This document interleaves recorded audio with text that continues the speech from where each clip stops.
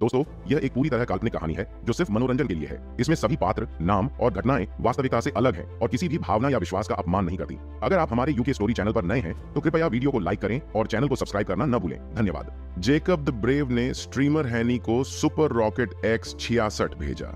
आधे घंटे बाद श्री ऋषभ ने स्ट्रीमर हैनी को सुपर रॉकेट X-1314 भेजा। जेकब ने भी स्ट्रीमर हैनी को सुपर रॉकेट 1314 भेज दिया। स्ट्रीम में धारा उग्र हो चुकी थी। दर्शकों की संख्या 1 लाख पार कर चुकी थी। स्क्रीन पर लोग लगातार कमेंट कर रहे थे, वाह क्या भव्यता है। अमेलिया खुशी से पागल हो रही थी। उसने कभी सोचा नहीं था कि ये दोनों इतने उदार हो सकते हैं। उन्हें मिला हुआ तोहफों का कुल मूल्य $2 मिलियन से ऊपर जा चुका था। अब उसे बोनस के तौर पर करीब $3 मिलियन मिलने वाले थे और ये सोचकर उसे यकीन ही नहीं हो रहा था। इस बीच ऋषभ और जैकब को एहसास हुआ कि ये खेल हाथ से निकल सकता है। अगर वो अमेलिया को जीत नहीं पाए तो हार का गुस्सा उन्हें खा जाएगा। लेकिन ये नीलामी नहीं थी। जो तोहफे दिए गए वो वापस नहीं मिल सकते थे। ऋषभ ने जैकब को कॉल किया। फोन उठाते ही ऋषभ सीधे मुद्दे पर आया। देखो यार, मैं अमेलिया को जीतने के लिए 5 मिलियन डालने को रेडी हूं। अगर तुम और ज्यादा देना चाहते हो तो ठीक है, लेकिन जो तोहफे मैंने दिए हैं वो मुझे वापस दे देना। बताओ क्या कहते हो? जैकब थोड़ी देर चुप रहा और फिर बोला, 3 मिलियन अभी मेरे अकाउंट में ट्रांसफर कर दो तो मैं अमेलिया के लिए लड़ाई बंद कर दूंगा, वरना हम ये लड़ाई जान तक लड़ेंगे। ऋषभ ने सोचा और कहा, ठीक है, मैं अभी 3 मिलियन ट्रांसफर कर रहा हूं, लेकिन उसके बाद तुम अमेलिया से कोई बातचीत नहीं करोगे। डन। जैकब की आवाज फोन के दूसरी तरफ से आई। ऋषभ ने फटाफट जैकब को 3 मिलियन ट्रांसफर कर दिए। भले ही ये दोनों लोग धनी और बदमाश टाइप थे, लेकिन अपनी बात के पक्के थे। अब ऋषभ ने हिसाब लगाया। रैंक 1 तक पहुंचने के लिए उसे 4 लाख और खर्च करने होंगे। कुल मिलाकर उसने अमेलिया पर $6 मिलियन से ज्यादा खर्च कर दिए थे। हालांकि उसके पास करोड़ों की संपत्ति थी, लेकिन इतनी बड़ी रकम खर्च करने पर दर्द तो होता ही है। पर अगर अमेलिया को जीत लेता तो यह सौदा उसके लिए फायदे का था। स्ट्रीम में जैकब ने जैसे ही $3 मिलियन पाए, उसने स्ट्रीम छोड़ दी। उसके सुपर रॉकेट 1314 वहीं रुक गए। दर्शक हैरान रह गए। अभी तो लड़ाई चल रही थी और एक ने अचानक हार मान ली। इधर ऋषभ ने तुरंत अमेलिया को 200 और रॉकेट भेज दिए। अब वो जैकब से आगे निकल गया और रैंक 1 पर था। ऋषभ ने स्ट्रीम में ऐलान किया, अमेलिया, मैं अब रैंक 1 पर हूं। जैकब हार मान चुका है और चला गया है। मैं कल रात तुम्हारा इंतजार करूंगा। स्ट्रीम में एक बार फिर हंगामा मच गया। लोग कहने लगे, वाह क्या राजा टाइप बंदा है। अमेलिया अब सिर्फ ऋषभ की है। अमेलिया को समझ नहीं आया कि जैकब अचानक क्यों चला गया। उसने सोचा था कि दोनों आपस में लड़ते रहेंगे और वो उनके तोहफों से फायदा उठाती रहेगी। उसकी प्लानिंग थी कि जब दोनों बराबर बराबर गिफ्ट देंगे तो वो दोनों को एक साथ डेट करेगी। लेकिन अब जैकब के जाने से उसकी योजना धरी रह गई। हालांकि उसे $5 मिलियन के गिफ्ट मिल गए थे, लेकिन अब उसे ऋषभ के साथ अकेले जाना होगा। उसने मन ही मन गहरी सांस ली। चलिए, कम से कम मेरे पास 2 मिलियन का सांत्वना गिफ्ट तो है। अमेलिया ने मुस्कुराते हुए कहा, ऋषभ, मैं कल तुम्हारे कॉल का इंतजार करूंगी। स्ट्रीम में फिर से हंगामा मच गया। नहीं, मेरी देवी, मेरा दिल टूट गया। ऋषभ ने बड़ी स्क्रीन पर लिखा, अमेलिया, तुम्हारे साथ कल की रात शानदार होगी। ध्रुव को लगा अब सही समय आ गया है, तो उसने कमेंट किया। चूंकि उसका लेवल 100 अकाउंट था, इसलिए उसकी टिप्पणी स्क्रीन पर चमक रही थी। ध्रुव ने पूछा, मैंने सुना है कि अगर मैं रैंक 1 ले लूं तो मुझे स्ट्रीमर के साथ डेट मिल सकती है, ये सच है? मैची, हमारी देवी को बचाओ। हाँ मैची, इस शैतान से हमारी देवी को बचाओ। उसे बचाने से तुम्हारा क्या मतलब है? अगर मैची रैंक 1 ले लेता है तो देवी मैची की हो जाएगी। फिर भी मैं चाहता हूं कि मैची रैंक 1 ले ले। स्क्रीन पर तरह तरह की कमेंट्स आने लगी। ध्रुव ने फिर पूछा, तो मैं बस ये जानना चाहता हूं कि अगर मैं रैंक 1 ले लूं तो क्या मैं आपके साथ डेट पर जा सकता हूं? अमेलिया ने जवाब दिया, हां ठीक है, ध्रुव ने कहा और चुप हो गया। फिर उसने रॉकेट्स छोड़ने शुरू कर दिए। लिल मैची ने स्ट्रीमर हैनी को सुपर रॉकेट X1 भेजा। 10 मिनट बाद लिल मैची ने स्ट्रीमर हैनी को सुपर रॉकेट X666 भेजा। आधे घंटे बाद लिल मैची ने स्ट्रीमर हैनी को सुपर रॉकेट 1314 भेजा। 1 घंटे बाद लिल मैची ने स्ट्रीमर हैनी को सुपर रॉकेट X2520 भेजा। 2 घंटे बाद लिल मैची ने स्ट्रीमर हैनी को सुपर रॉकेट X5200 भेजा। दर्शक हक्के बक्के रह गए।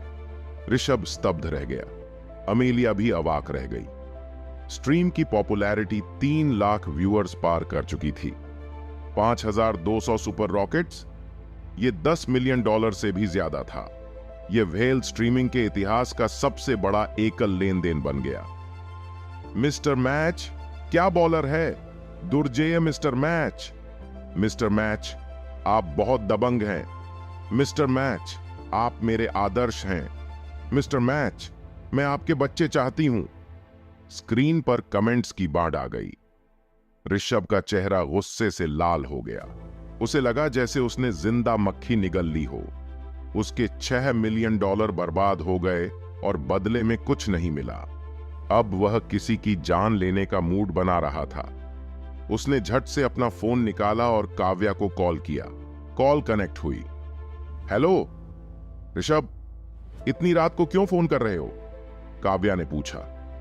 काव्या बाहर आओ, मैं कैंपस के गेट पर तुम्हारा इंतजार कर रहा हूं, ऋषभ ने गुस्से से कहा। ऋषभ अभी तो 2:30 हैं, कल बात कर सकते हैं, मैंने कहा। अभी बाहर आओ, उसने दांत पीसते हुए कहा। लेकिन कोई लेकिन नहीं, अगर अभी नहीं आई तो अंजाम भुगतना पड़ेगा, कहकर उसने फोन पटक दिया।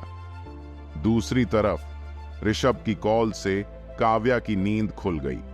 उसका गुस्सैल अंदाज सुनकर वह हिल गई। थोड़ी झिझक के बाद वह धीरे धीरे उठी ताकि रूममेट्स न जागें। जब वह ध्रुव के साथ थी तो ऐसा कुछ भी नहीं होता था। ध्रुव उसका ख्याल रखता था। अगर वह कहती कि उसे भूख लगी है तो ध्रुव देर रात तक खाना पहुंचा देता। उसने कभी उस पर दबाव नहीं डाला, कभी आवाज ऊंची नहीं की। लेकिन ऋषभ के साथ सब उल्टा था। उसने शुरुआत में उसे गिफ्ट्स और लाड प्यार से लुभाया। फिर धीरे धीरे उसने अपना असली रूप दिखाना शुरू किया।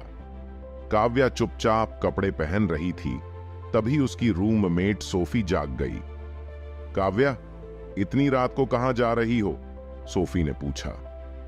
कुछ नहीं, बस ऋषभ कुछ खाने के लिए बुला रहा है।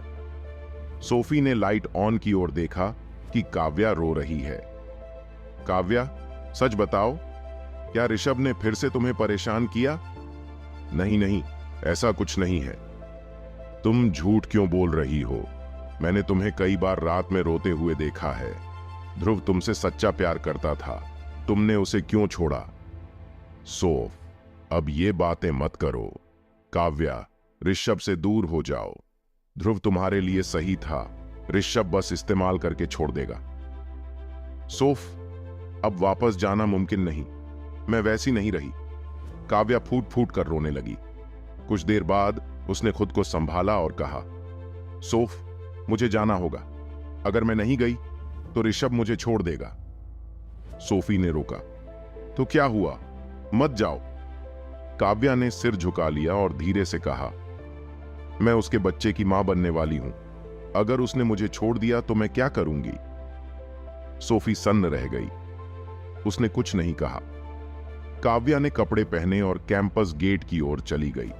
अमेलिया इतनी एक्साइटेड थी कि उसका चेहरा लाल हो गया था। मिस्टर मैच, 5200 सुपर रॉकेट के लिए धन्यवाद। मैं आपसे प्यार करती हूं मिस्टर मैच। चंबान। फिर उसने ध्रुव द्वारा भेजा गया फ्रेंडशिप रिक्वेस्ट एक्सेप्ट कर लिया।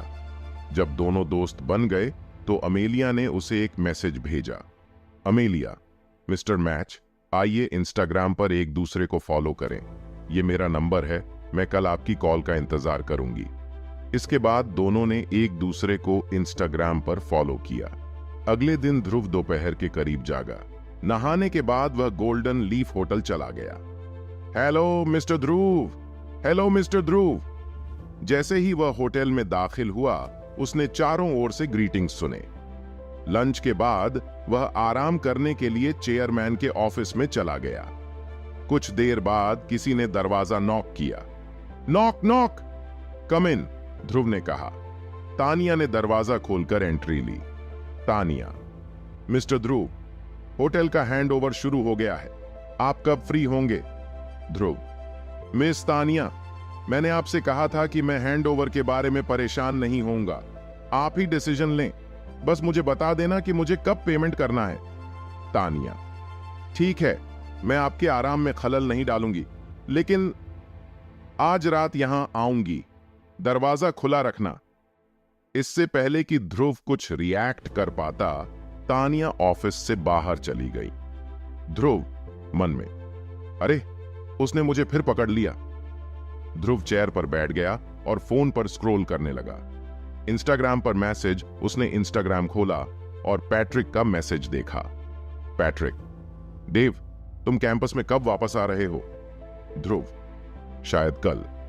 पैट्रिक, डेव, मुझे कुछ बताना है, पर तुम्हें काल्म रहना होगा। ध्रुव, उगल दो। पैट्रिक, उस कमीने आरशब ने तुम्हारी उल्टी करते और बेहोश होते हुए फोटो यूनिवर्सिटी की वेबसाइट पर डाल दी है। तुम्हारी कुछ पास्ट अचीवमेंट्स भी पोस्ट कर दी हैं। तुम अब फेमस हो गए हो। ध्रुव, अरे फोटो अभी भेजो। थोड़ी देर बाद पैट्रिक ने फोटो भेज दी। असल में यह जंगल में बेहोशी की हालत में ध्रुव की तस्वीर थी। ध्रुव मन में, हे कमीने, मैंने कल रात तुझसे थोड़ा बदला लिया था, अब बस रुक और देख मैं तुझे कैसे तबाह करता हूं। इसके बाद ध्रुव ने फिर से फोन पर स्क्रॉल करना शुरू किया। जल्द ही उसने अमेलिया को एक मैसेज भेजा।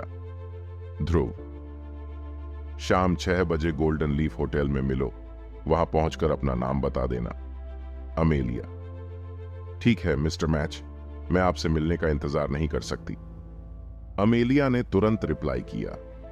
अमेलिया की तैयारी अमेलिया क्लास में थी, लेकिन उसका पूरा फोकस फोन पर था। वह चिंतित थी कि कहीं वह ध्रुव जैसे बड़े आदमी का कॉल या मैसेज मिस न कर दे। ऋषभ और जैकब जैसे शो ऑफ वाले रिच प्ले बॉयज की तुलना में अमेलिया को लगता था कि ध्रुव ज्यादा रिलायबल है। वह एक्साइटेड थी कि उसे ध्रुव जैसा आदमी मिलने वाला है जो एक बार में 10 मिलियन से ज्यादा खर्च कर सकता है। हालांकि उसके मन में हल्की घबराहट थी। क्या होगा अगर वह कोई क्रीपी आदमी निकले? लेकिन उसे उम्मीद थी कि ध्रुव स्मार्ट और हैंडसम होगा। गोल्डन लीफ होटल के बारे में वह जानती थी। यह कैंपस के पास साउथ रिवर प्रोविंस का एकमात्र 8 तारा होटल था। उसने सुना था कि वहां 1 मील के लिए लोग हजारों डॉलर खर्च कर देते हैं। शाम करीब 5:30 पर अमेलिया ने स्किनी जीन्स और फिटेड ब्लाउज पहनकर होटल जाने की तैयारी की। अमेलिया का बॉडी लैंग्वेज और कॉन्फिडेंस उसे स्पेशल बनाते थे। वह खुद को शोकेस करना जानती थी। होटल में जैसे ही वह गोल्डन लीफ होटल पहुंची, एक स्टाफ मेंबर ने उसे ग्रीट किया। स्टाफ, मिस, आप यहां स्टे के लिए आई हैं या डाइनिंग के लिए? नमस्ते, मेरा नाम अमेलिया हैन है, मुझे किसी ने इनवाइट किया था, अमेलिया ने पोलाइटली जवाब दिया। नमस्ते मिस हैन, प्लीज मेरे साथ आइए, अटेंडेंट ने कहा। अटेंडेंट अमेलिया को प्राइवेट रूम 1 में ले गया। उसे दोपहर में ही खबर मिली थी कि मिस्टर ध्रुव किसी अमेलिया हैन नाम की महिला को डिनर पर इनवाइट कर रहे हैं। जैसे ही वह पहुंची, उसे तुरंत प्राइवेट रूम 1 में ले जाना था। अंदर कोई नहीं था। अमेलिया ने एक सीट देखी और बैठ गई। थोड़ा नर्वस फील हो रहा था। थोड़ी देर बाद उसने दरवाजा खुलने की आवाज सुनी। अमेलिया थोड़ा चौंक गई और दरवाजे की तरफ देखा। एक यंग आदमी अंदर आया। क्या आप ध्रुव हैं? अमेलिया ने खड़े होकर पूछा। नमस्ते अमेलिया, ध्रुव ने कहा। मुझे नहीं लगा था कि तुम मुझे पहचानोगी। लगता है कि मैं कैंपस में फेमस हो गया हूं। क्या आप सच में ध्रुव हैं? अमेलिया ने फिर पूछा। एग्जैक्टली, ध्रुव ने कहा। क्या आप वही लिटिल मैच हैं जिसने मुझे कल रात 10 मिलियन से ज्यादा दिए थे? क्यों, मैं वैसा नहीं दिखता? ये कैसे पॉसिबल है? अगर आप ध्रुव हो तो फिर। अमेलिया इतने शॉक में थी कि समझ नहीं पा रही थी कि क्या बोले। असल में ध्रुव पिछले कुछ दिनों में साउथ रिवर यूनिवर्सिटी में काफी चर्चित हो गया था, लेकिन ये फेम किसी अच्छी वजह से नहीं थी। उसकी 4 साल पुरानी गर्लफ्रेंड उसे छोड़कर चली गई। वह इसे सह नहीं पाया और इतना अपसेट हो गया कि उसे खून की उल्टी हुई और वह बेहोश हो गया। अगर यह सच में ध्रुव था तो उसकी गर्लफ्रेंड उसे छोड़कर क्यों गई? अमेलिया, ये एक लंबी कहानी है। प्लीज बैठो और हम खाना खाते हुए बात करेंगे।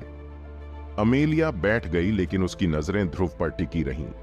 जल्द ही कमरे का दरवाजा फिर से खुला और खाना परोसा गया।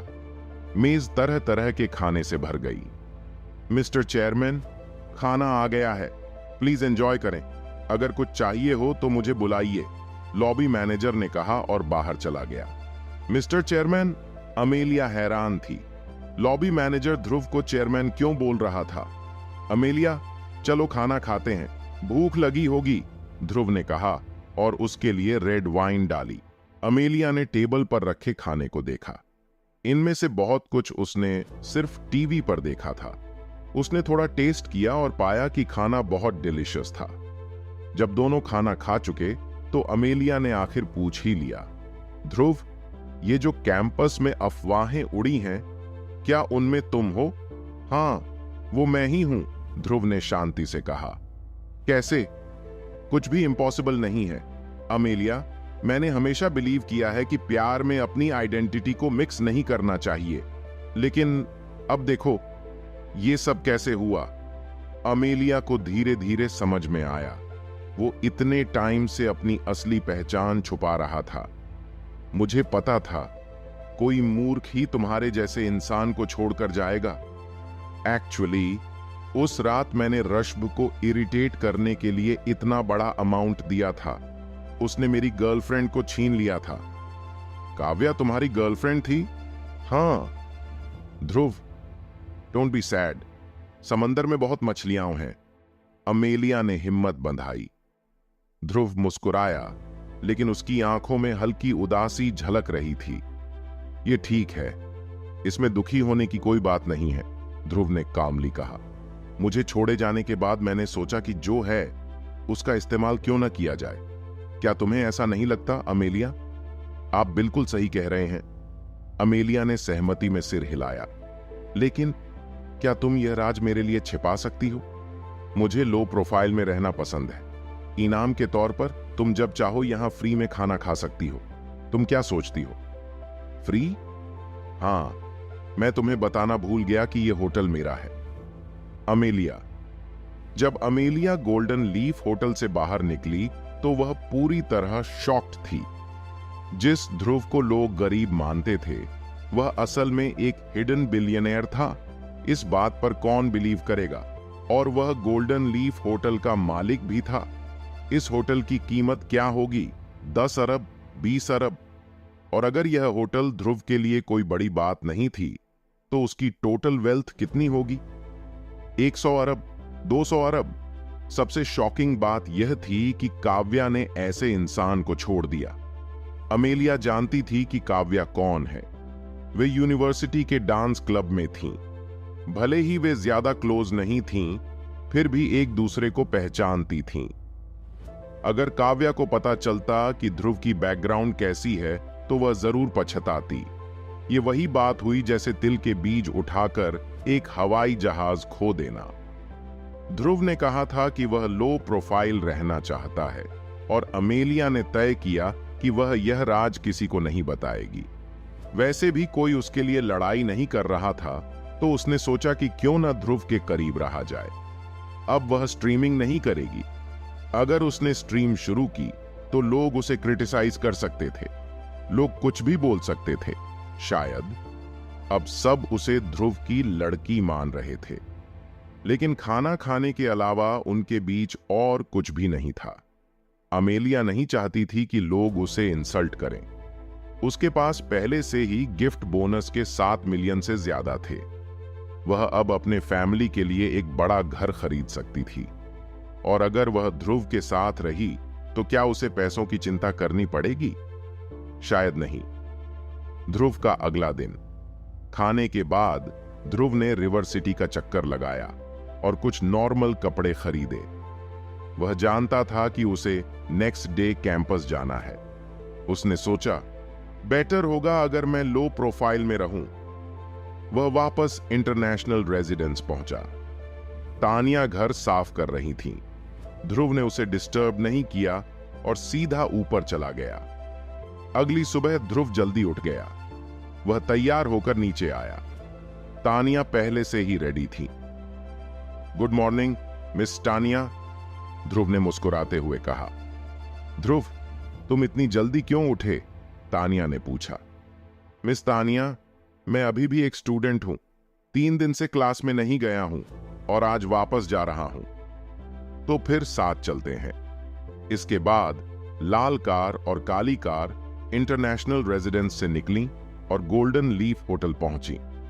नाश्ते के बाद ध्रुव कैंपस की तरफ पैदल चला गया। कैंपस में अफवाहें। ध्रुव ने अपनी जी क्लास कार नहीं ली। उसने सोचा 10 मिनट की वॉक ज्यादा बेहतर होगी। कैंपस में कदम रखते ही उसने देखा बहुत सारे स्टूडेंट्स इधर उधर घूम रहे थे। पिछले 3 दिन से उसके बारे में रूमर्स फैल रहे थे और अब तक ये रूमर्स चरम पर थे। ध्रुव को देखकर सभी क्यूरियस हो गए। लड़कियां उसकी तरफ देखकर बस मुस्कुराईं, लेकिन लड़के वहीं खड़े होकर बातें करने लगे। अरे, यही है वो लड़का, इसने खून की उल्टी कर दी थी। सुना है ये किसी अरबपति का बेटा है। हा हा हा, अरबपति? मुझे नहीं लगता। ध्रुव ने सबकी बातें सुनी, लेकिन कोई रिएक्शन नहीं दिया। उसने सोचा, वेट करो, जब बुगाटी चलाऊंगा तब देखना। आखिरी फैसला। ध्रुव ने खुद को काल्म रखा। उसने सोचा, कभी कभी लो प्रोफाइल रहना ही स्मार्ट मूव होता है। अमेलिया ने भी अपना मन बना लिया था। उसने तय किया कि वह ध्रुव के सीक्रेट्स का ख्याल रखेगी और उसकी जिंदगी में शामिल रहेगी। अरे, क्या यह ध्रुव नहीं है? हाँ, इसके जैसा ही लग रहा है। मैंने सुना था कि 3 दिन पहले जंगल में इसे बहुत खून की उल्टी हुई थी। मुझे लगा कि इसे 10 दिन या आधा महीना हॉस्पिटल में रहना पड़ेगा। ये इतनी जल्दी वापस आ गया? ये तो बहुत स्ट्रांग है। मुझे नहीं लगता कि ये इतना सीरियस था। मैंने फोटो में ज्यादा खून भी नहीं देखा था। तुम्हें अंदाजा नहीं है, इस तरह का गुस्सा शरीर को बहुत नुकसान पहुंचाता है। हो सकता है मौके पर ही मर जाता। इतना सीरियस? ध्रुव तो बहुत लकी है। ध्रुव ने उनकी बातें सुनी, लेकिन इग्नोर करते हुए अपनी क्लास की ओर बढ़ गया। वह उन्हें जाकर मुक्का तो मार नहीं सकता था, है ना? और 3 लोगों से अकेले भिड़ना बेवकूफी होती। उसने मन में सोचा, 3 दिन और रुको। जब मेरी लिमिटेड एडिशन बुगाटी यहां आएगी, तब मैं इसे तुम सबकी छोटी छोटी आंखों के सामने घुमा दूंगा। तब देखना तुम्हारी बोलती कैसे बंद होती है। फिर वह क्लास के अंदर चला गया। क्लास में पहले से ही आधे से ज्यादा छात्र मौजूद थे। ध्रुव को अंदर आता देख सभी ने क्यूरियोसिटी से उसकी तरफ देखा। वह अपनी सीट पर जाकर बैठा ही था कि पैट्रिक और उसके कुछ दोस्त वहां आ गए। वे चारों 1 साल से एक साथ थे, जब से यूनिवर्सिटी में आए थे। वे खुद को एसआरयू के 4 मस्केटियर कहते थे। ध्रुव, तुम ठीक हो? पैट्रिक ने पूछा। हाँ, मैं ठीक हूं। तुम लोग ऐसे क्यों बिहेव कर रहे हो जैसे मैं मरने वाला हूं? ध्रुव ने कैजुअली जवाब दिया। ये तो अच्छी बात है। हमें लगा था कि तुम उस इंसिडेंट के बाद ठीक नहीं हो पाओगे। फिन ने हंसते हुए कहा, यह सिर्फ एक लड़की है। दो पैरों वाली लड़कियां तो हर जगह मिलती हैं, कोई बड़ी बात नहीं है। विलियम ने मजाक करते हुए कहा। रिलैक्स करो, क्या मैं किसी परेशान इंसान की तरह लग रहा हूं? ध्रुव ने मुस्कुराते हुए पूछा। हाँ, ये सही है, पैट्रिक ने कहा। वैसे कल रात ब्लाइंड डेट होस्ट कर रहे हैं, मैंने सब अरेंज कर लिया है। जगह का पता मैं कल दोपहर को दूंगा। काफी टाइम हो गया जब हमने कुछ ऐसा किया था। हम चारों मिल सकते हैं। ब्लाइंड डेट क्यों? ध्रुव ने क्यूरियस होकर पूछा। पैट्रिक थोड़ा झुककर धीरे से बोला, चिंता मत कर, लड़कियां हमारे कैंपस से नहीं हैं, वो सब साउथ रिवर मल्टीमीडिया यूनिवर्सिटी से हैं। वहां की लड़कियां हमारी यूनिवर्सिटी की लड़कियों से कहीं ज्यादा खूबसूरत हैं। तुम उन्हें जानते कैसे हो? पैट्रिक ने गर्व से कहा। मेरी नई गर्लफ्रेंड वहीं से है। क्या ख्याल है तुम फिर से? तुम्हारी गर्लफ्रेंड इतनी जल्दी बदल जाती है कि तुम प्लेबॉय लगते हो। तुम्हारे जैसे लड़कों की वजह से हम जैसे लोगों को लड़कियां नहीं मिलती। अरे अरे, मुझे उस ऋषभ के साथ कंपेयर मत करो। मैं इमोशन से खेलता हूं और वह पैसे से। और FYI, मैं हमेशा पीसफुली ब्रेकअप करता हूं। ठीक है, मुझे कुछ और नहीं कहना, मैं मजाक कर रहा था। कल दोपहर, हाँ, मैं आऊंगा। अब सही बात की। फिर वे अपनी सीटों पर चले गए। सुबह की क्लास जल्दी खत्म हो गई। लंच ब्रेक में क्लास लेक्चरर अंदर आए और बोले, मजदूर दिवस आ रहा है। इस साल टैलेंट शो होगा, जैसा हर साल होता है। हर क्लास को एक परफॉर्मेंस तैयार करनी है। क्या कोई वॉलंटियर करना चाहता है? उन्होंने इधर उधर देखा, लेकिन किसी ने हाथ नहीं उठाया। अगर कोई वॉलंटियर नहीं करेगा तो एवा स्नोडेन पियानो बजाएंगी। हालांकि पिछले साल भी हमने ऐसा ही किया था। अगर इस साल भी वही करेंगे तो यह बोरिंग लगेगा। आप में से कोई एवा के साथ काम क्यों नहीं करता? एक पियानो प्लेयर और एक गायक, कोई ऐसा है जो सिंगिंग में अच्छा है? लेक्चरर के इतना कहते ही डीन कोलमैन फट से खड़ा हो गया। सर, मुझे करने दीजिए, मैं क्लास का मॉनिटर हूं और मुझे ही एग्जाम्पल सेट करना चाहिए। जैसे ही उसने यह कहा, क्लास में लोग उसकी खिल्ली उड़ाने लगे। अरे, जब सर पूछ रहे थे तब तो तुमको एग्जाम्पल सेट करने की याद नहीं आई। अब जब एवा के साथ काम करने की बात आई तो अचानक मॉनिटर साहब एग्जाम्पल सेट करेंगे। एवा कैंपस की 3 सबसे खूबसूरत लड़कियों में से एक थी और वह अपनी एटीट्यूड के लिए फेमस थी। उसे चाहने वालों की लाइन इतनी लंबी थी कि कैंपस के 3 चक्कर लगा लो फिर भी खत्म न हो। लेकिन वह अमेलिया जैसी नहीं थी। अमेलिया हर किसी का गिफ्ट लेती और फिर उसे सस्ते दाम पर बेच देती। दूसरी तरफ एवा बिना देखे ही दिए गए गिफ्ट्स को डस्टबिन में फेंक देती थी। डीन के बाद कुछ और लड़के भी एवा के साथ काम करने के लिए खड़े हो गए, लेकिन लेक्चरर ने डीन को ही चुना। आखिर वह मॉनिटर था तो थोड़ी स्पेशल ट्रीटमेंट मिलनी तो तय थी। एवा, डीन, अभी थोड़ा टाइम है, इसलिए जल्दी से प्रैक्टिस शुरू करो। मैं कोई अवार्ड एक्सपेक्ट नहीं कर रहा, लेकिन हमें शर्मिंदा मत करना, लेक्चरर ने कहा और चले गए। उनके जाने के कुछ मिनट बाद क्लास के दरवाजे पर कोई आया। एक्सक्यूज मी, क्या ध्रुव यहां है? जैसे ही यह आवाज आई, पूरी क्लास दरवाजे की तरफ देखने लगी। अरे, ये अमेलिया है, 3 देवियों में से एक। इसने कहा। वह किसे ढूंढ रही है? ध्रुव, बिल्कुल नहीं। अमेलिया, तुम किसे ढूंढ रही हो? किसी ने पूछ लिया। मैं ध्रुव को ढूंढ रही हूं, अमेलिया ने जवाब दिया। यह सुनते ही पूरी क्लास ध्रुव की तरफ देखने लगी। हर किसी की नजरें ध्रुव पर थीं। ध्रुव ने लंबी सांस ली और खड़ा हो गया। वह दरवाजे तक गया और बोला, चलो चलते हैं। फिर वह आगे बढ़ गया और अमेलिया उसके पीछे पीछे चलने लगी। जैसे ही वे दोनों बाहर गए, क्लास में हंगामा मच गया। अरे, 3 दिनों तक यह गायब था और अब 3 देवियों में से एक अमेलिया इसके पीछे घूम रही है। क्या तुमने देखा? अमेलिया इतनी शांत और ओबीडियंट लग रही थी जैसे ध्रुव उसका बॉस हो। मुझे मारो, मुझे बताओ कि यह सपना है। कोमल रहो। आउच। नहीं, यह सपना नहीं है। वैसे ध्रुव की एक्स का नाम क्या था?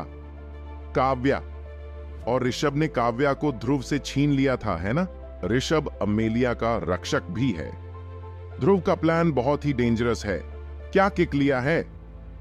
अगर तुम मेरी लड़की छीनोगे तो मैं तुम्हारी देवी के साथ डेट करूंगा। वाह, जवाबी हमला। इस बार ऋषभ की हालत खराब होगी।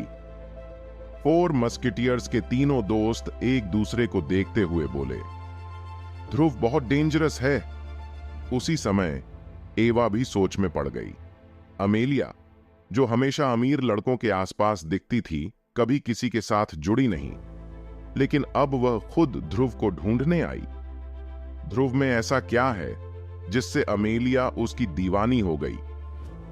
एवा को कुछ समझ नहीं आया। उसने सोचा, ध्रुव जितना दिखता है उससे कहीं ज्यादा कॉम्प्लेक्स है। ध्रुव अमेलिया को कैंपस के पीछे मैदान में ले आया। लंच टाइम था, इसलिए वहां ज्यादा लोग नहीं थे। सिर्फ कुछ कपल्स ही इधर उधर घूम रहे थे। बताओ अमेलिया, मैं तुम्हारी क्या मदद कर सकता हूं? ध्रुव ने पूछा। अगर मुझे किसी मदद की जरूरत ना हो तो क्या मैं तुम्हारे पास नहीं आ सकती ध्रुव? अमेलिया ने पलटकर जवाब दिया, तुम मुझे मैसेज भेज सकती हो या फोन कर सकती हो। तुम मुझे ढूंढने मेरी क्लास में क्यों आई? ध्रुव, मैं तुम्हारी मदद कर रही हूं। मैंने जो किया है उसे हल्के में मत लेना। ओह, मेरी मदद? तुम मेरी किस तरह मदद कर रही हो? ध्रुव ने सीधे पूछा। अमेलिया ने कुछ पल सोचा और फिर बोली, ध्रुव, जरा सोचो। कुछ दिन पहले जो हुआ उसके बाद हर कोई कहेगा, देखो ये वही ध्रुव है। कुछ दिन पहले उसकी गर्लफ्रेंड उससे छीन ली गई और वह खून की उल्टी कर बेहोश हो गया। जब भी तुम कहीं जाओगे यही सुना जाएगा। लेकिन अब जब मैंने तुम्हें क्लास में ढूंढा और सबने हमें साथ देखा, तो उनकी बातें बदलकर इस पर आ जाएंगी कि क्या तुम और मैं साथ हैं? सोचो, इनमें से कौन सा बेहतर है तुम्हारे लिए? ध्रुव ने इसे गौर से सोचा और महसूस किया कि अमेलिया सही कह रही थी। बहुत बहुत शुक्रिया अमेलिया। मुझे धन्यवाद देने की कोई जरूरत नहीं। मैंने तो तुम्हें इतने सारे गिफ्ट्स देने, मुझे ऋषभ से डेट करने से रोकने और फ्री फूड के लिए भी थैंक्स नहीं कहा है। लेकिन अमेलिया, क्या तुम्हें डर नहीं लगता कि तुम्हारी रेप्यूटेशन खराब हो जाएगी? कोई बात नहीं, मैं तुम्हारी आभारी हूं, अमेलिया ने बेफिक्री से जवाब दिया। दोनों मैदान में घूमते रहे और कैजुअली हर चीज पर बातें करते रहे। लेकिन अमेलिया का ध्रुव को क्लास में ढूंढना और फिर उसके पीछे पीछे जाना, यह खबर आग की तरह फैल गई। कैंपस छोटा था और खबर में 3 देवियों में से एक का नाम जुड़ा था, इसलिए यह तेजी से हर जगह पहुंच गई। इसमें थोड़ा योगदान 4 मस्केटियर्स का भी था। उस समय कम्युनिकेशन आसान था और उन्होंने इसे इंस्टाग्राम पर पोस्ट कर दिया। पल भर में हर कोई जान गया। सबसे तेज और चर्चित वर्जन यह था, 3 दिन पहले ऋषभ ने ध्रुव की गर्लफ्रेंड काव्या को छीन लिया, जिससे ध्रुव खून की उल्टी कर बेहोश हो गया। और 3 दिन बाद ध्रुव ने ऋषभ की ड्रीम गर्ल अमेलिया को जीत लिया। यह सुनकर सबको लगा जैसे ऋषभ को सीधे थप्पड़ मारे गए हों। शुरुआत में लोगों को इस पर यकीन नहीं हुआ। अमेलिया के पीछे इतने अमीर और हैंडसम लड़के हैं, लेकिन वह कभी किसी से नहीं जुड़ी।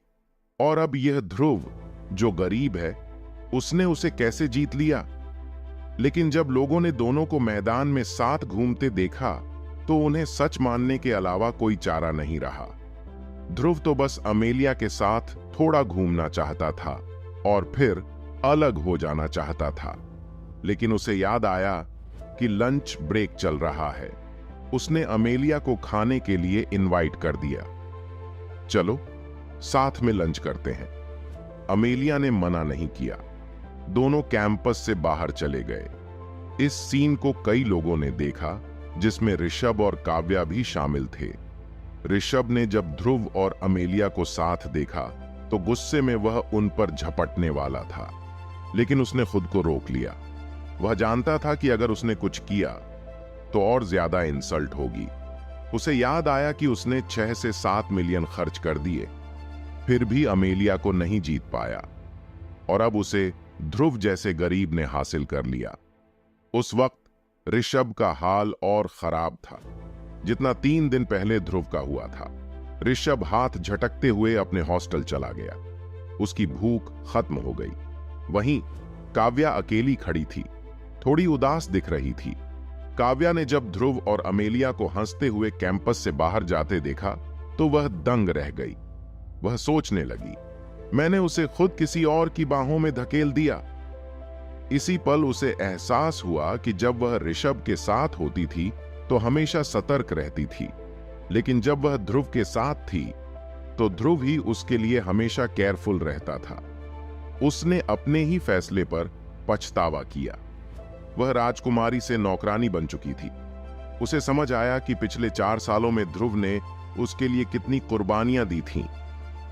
सोफ सही थी, मुझे अब इस जीवन में कोई ऐसा नहीं मिलेगा जो मुझे ध्रुव जितना प्यार करे, काव्या ने मन ही मन कहा। हालांकि मैं समय को पीछे नहीं ला सकती, मैंने ही अपनी खुशियां खुद बर्बाद कर दी। ये सोचकर काव्या मुड़ी और आंखों में आंसू लिए वहां से चली गई। खाना खाने के बाद ध्रुव और अमेलिया ने गोल्डन लीफ होटल में आराम किया। ध्रुव चेयरमैन के ऑफिस में आराम कर रहा था, जबकि अमेलिया को प्रेसिडेंशियल स्वीट दिया गया। चेयरमैन के होने की वजह से उन्हें एक भी पैसा खर्च नहीं करना पड़ा। दोपहर की क्लास से पहले दोनों साथ में कैंपस लौट आए। वे दोपहर के खाने के लिए करीब 2-3 घंटे तक बाहर रहे, जिसने हर किसी की इमेजिनेशन को और हवा दे दी। दोपहर तेजी से बीत गई। ध्रुव कैंपस में इधर उधर घूमता रहा। जैसा कि अमेलिया ने पहले कहा था, अब हर कोई उसे घृणा से देखने के बजाय जेलसी के साथ देखने लगा था। शाम को ध्रुव गोल्डन लीफ होटल वापस चला गया। दरवाजे पर 4 लंबे सर्वेंट्स ने झुककर हमेशा की तरह उसका स्वागत किया। नमस्ते मिस्टर ध्रुव। लॉबी में पहुंचते ही नवनियुक्त लॉबी मैनेजर दौड़ता हुआ आया और झुककर प्रणाम किया। मिस्टर ध्रुव, नमस्ते। अगली बार इतनी फॉर्मेलिटीज मत करो, हम परिवार जैसे हैं। तुम अपना काम करो, मैं खुद ऊपर चला जाऊंगा, ध्रुव ने कहा। बहुत अच्छा मिस्टर ध्रुव। इसके बाद ध्रुव लिफ्ट में गया और लॉबी से गायब हो गया, लेकिन उसने यह नहीं देखा कि लाउंज में बैठी एक खूबसूरत लड़की उसे देख रही थी।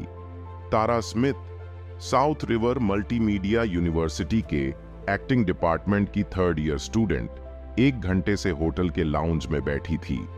आमतौर पर एक्टिंग डिपार्टमेंट के स्टूडेंट्स तीसरे साल में फिल्मों में छोटे मोटे रोल पाने की कोशिश शुरू कर देते हैं ताकि ग्रेजुएशन के बाद उनका करियर शुरू हो सके। तारा की सहेलियों को पहले से ही कुछ फिल्मों में रोल मिल गए थे। 2 तो सहायक हीरोइन भी बन गई थीं और अब काफी पॉपुलर थीं, लेकिन तारा को अब तक कोई रोल नहीं मिला था। तारा सुंदर थी।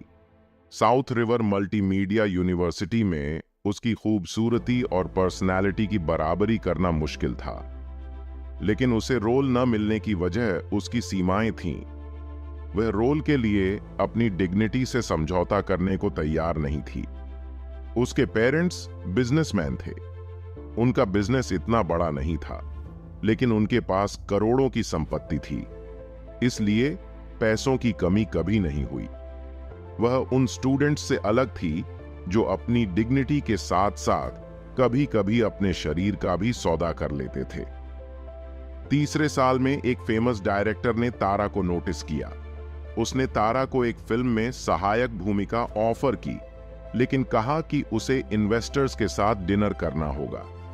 तारा इनएक्सपीरियंस्ड थी। उसने सोचा, यह सिर्फ एक डिनर है।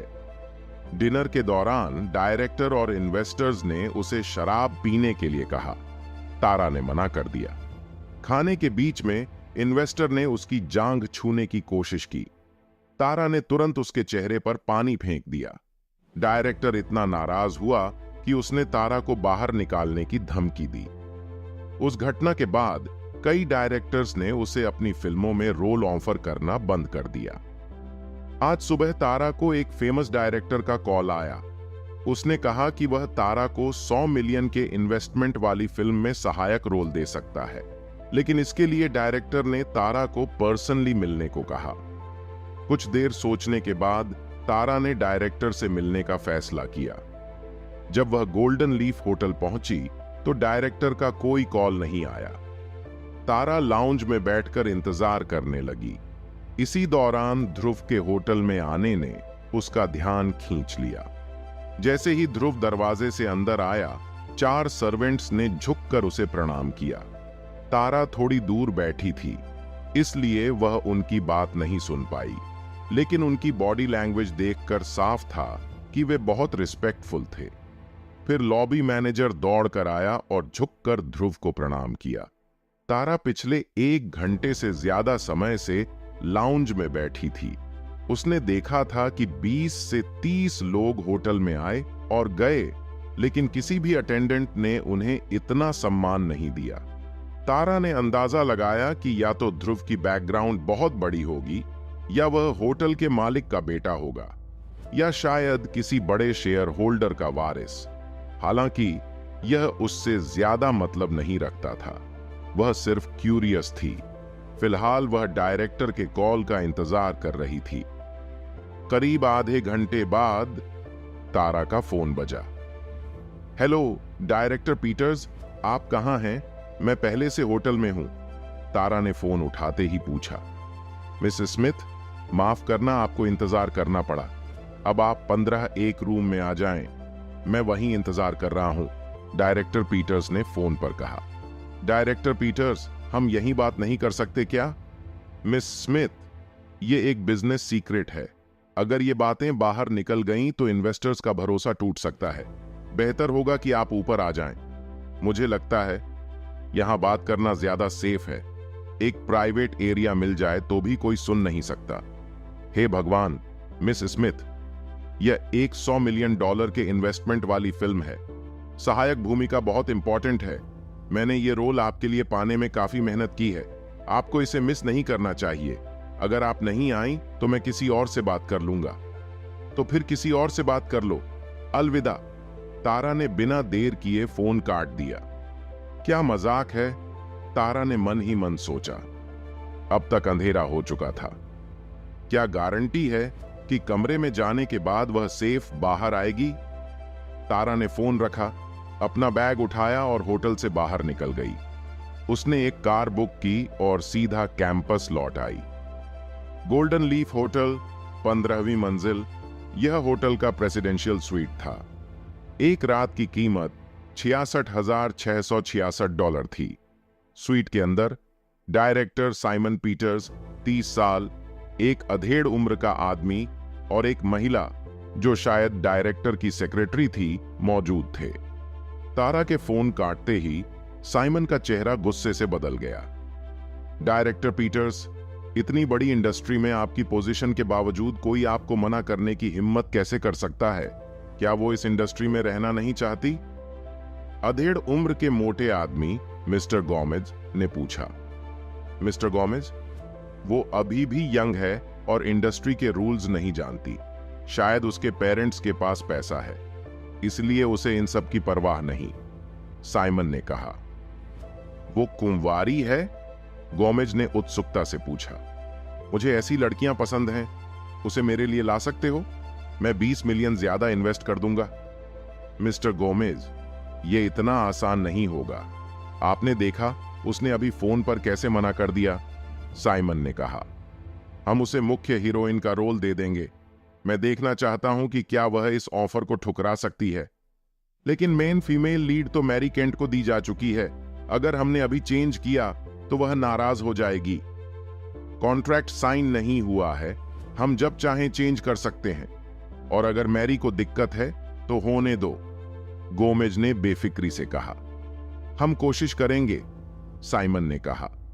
कोशिश नहीं, पूरी मेहनत करो, गोमेज ने सख्ती से कहा। साइमन मन ही मन गुस्से से सोच रहा था, ये घिनौने पूंजीपति बस अपने फायदे के लिए दूसरों को इस्तेमाल करते हैं। हेक्टर गोमेज ने सच में यह सोच लिया था कि वह एक कॉलेज स्टूडेंट को जिसने कभी किसी फिल्म में काम नहीं किया, $100 मिलियन इन्वेस्टमेंट वाली मूवी की मेन हीरोइन बना देगा। उन्होंने एक ए लिस्टर को सहायक भूमिका निभाने को कहा था। सोचो, अगर ये बात बाहर आ गई तो मैरी के फैंस उन पर अटैक कर देंगे। अगर उस लड़की की स्किल्स अच्छी होती तो चलो मान लेते, क्योंकि तब वह रातों रात छा सकती थी। लेकिन अगर उसके पास वो टैलेंट नहीं होता तो पूरी फिल्म बर्बाद हो जाती। ऐसी हालत में न सिर्फ इन्वेस्टर्स का पैसा डूब जाता, बल्कि हर तरफ से आलोचना होती और आखिर में ये सारी जिम्मेदारी साइमन पर आ जाती। साइमन मन ही मन हेक्टर को कोस रहा था, लेकिन बाहर से मुस्कुराते हुए बोला, चिंता मत करो मिस्टर गोमेज, मैं कोई रास्ता निकाल लूंगा। उसे समझ नहीं आ रहा था कि क्या करे। इस दौर में जिसके पास पैसा होता है वही मालिक होता है। चाहे उसकी इंडस्ट्री में कितनी ही इज्जत क्यों ना हो, वह अभी उस लेवल पर नहीं पहुंचा था कि इन बड़े पूंजीपतियों को नजरअंदाज कर सके। ये वो पोजीशन थी जो सिर्फ टॉप डायरेक्टर्स को मिलती थी। ऐसे डायरेक्टर जिन्हें अगर कोई फिल्म बनानी होती थी तो बस एक अफवाह फैला देते और ए लिस्टर्स से लेकर बेस्ट एक्टर्स तक उनके पास भागे चले आते। इतना ही नहीं, पूंजीपति उनके दरवाजे पर खड़े होकर उनसे पैसे लगाने की भीख मांगते। ऐसा इसलिए था क्योंकि ऐसे डायरेक्टर्स के प्रोजेक्ट में निवेश करना मतलब भविष्य में डबल फायदा कमाना। ये पूंजीपतियों का तरीका था। जब तक आप उन्हें मुनाफा देते रहते हैं, वे आपके साथ अच्छे बने रहते हैं। साइमन इसी लेवल तक पहुंचने का सपना देखता था। अगले दिन दोपहर पैट्रिक ने ध्रुव को बताया कि blind date Golden Leaf hotel में होगी। उसने ध्रुव को टाइम पर पहुंचने की भी हिदायत दी। ध्रुव ने तानिया को मैसेज कर कहा कि होटल के सारे स्टाफ को बता दे कि जब वह आए तो उसे एक नॉर्मल गेस्ट की तरह ट्रीट करें। वह नहीं चाहता था कि उसकी पहचान अभी बाहर आए। दोपहर की क्लास के बाद ध्रुव होटल गया और चेयरमैन के ऑफिस में वेट करने लगा।